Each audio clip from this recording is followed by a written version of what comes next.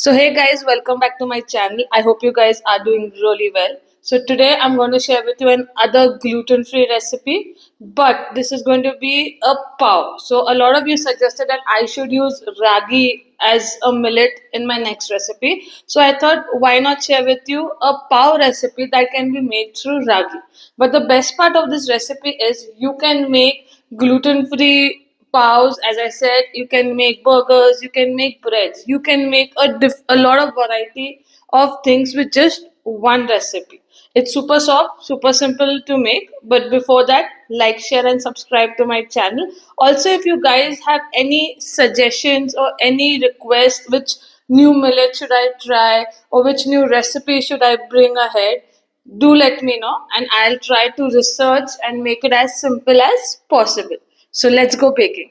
So in just few simple steps, the beautiful and soft ragi paws are ready. All you need to do is, as usual, in a bowl, take some lukewarm water. Make sure it's not too warm. Then I added yeast in it. I use instant yeast, but you can use any other yeast, that's fine. You can add little bit of honey or date syrup or refined sugar, anything. I preferred honey for this recipe. Also, after this process, you can add psyllium husk and let it become a jelly. Add some salt, but for this recipe I just try to add the psyllium husk later, but before, if you add, it's fine. Now we're going to add our dry ingredients. So for my dry ingredients, it's 145 grams of ragi flour, then there's 60 grams of jowar, 60 grams of rice flour, and 60 grams of oats flour. You can add a little bit of xanthan gum also, that is fine. So you add all of them and then you keep mixing it. So I prefer to add it little by little than adding the entire thing in one bulk, and sorry for the mess. But after that I added some salt and then you keep mixing it.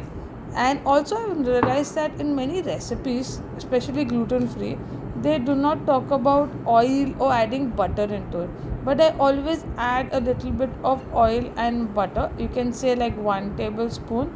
I prefer that it gives some fat in this recipe and it gives a much softer dough. So now you can see that my dough is ready. If your dough is sticky, you can add a little bit more of ragi flour. And then now I'm transferring it to another bowl, so you can add in the same bowl. I'm just transferring it for some proofing. Also make sure that every flour, the water quantity is different, so that's why little bit here and there will be required to add water and flour, that is fine. So I'm going to cling wrap it and proof it for 30 minutes or till it becomes double in size. So here one thing I do, because it's hot, it proofs really well. But generally I put my oven at, like, I preheat it for 10 minutes, I switch it off, and then I put the bread dough inside.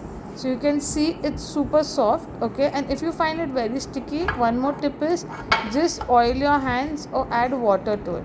So I've taken a baking tray. Now I'm going to divide the dough. If it's sticky, I add some water on my hands. So basically for this recipe I made 12 paws, but I felt that if I could make 6 paws, it would give a much more better height. So that's up to you. If you want more height, make it 6 paws. If you want a lesser height, make it 12.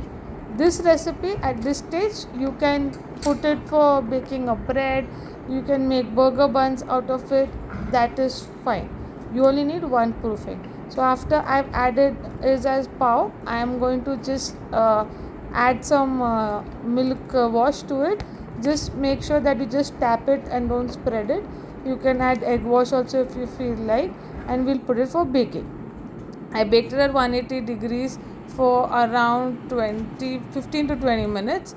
And also, if you find it a little white, just add oil on top of it. Generally, for every bread that comes out of mine, I sprinkle some water after it's done. So now you can see how super soft this has turned out. So you can even see the bun. Also, do follow me on Instagram. I post a lot about healthy recipes, and I also teach this gluten-free bread. So if you're interested, I'll be posting the link and you can connect with me if you want to learn about these breads at home. So you can see how nice and soft the pav has turned. You can add any flavor to it. All the description about my class and Instagram is mentioned.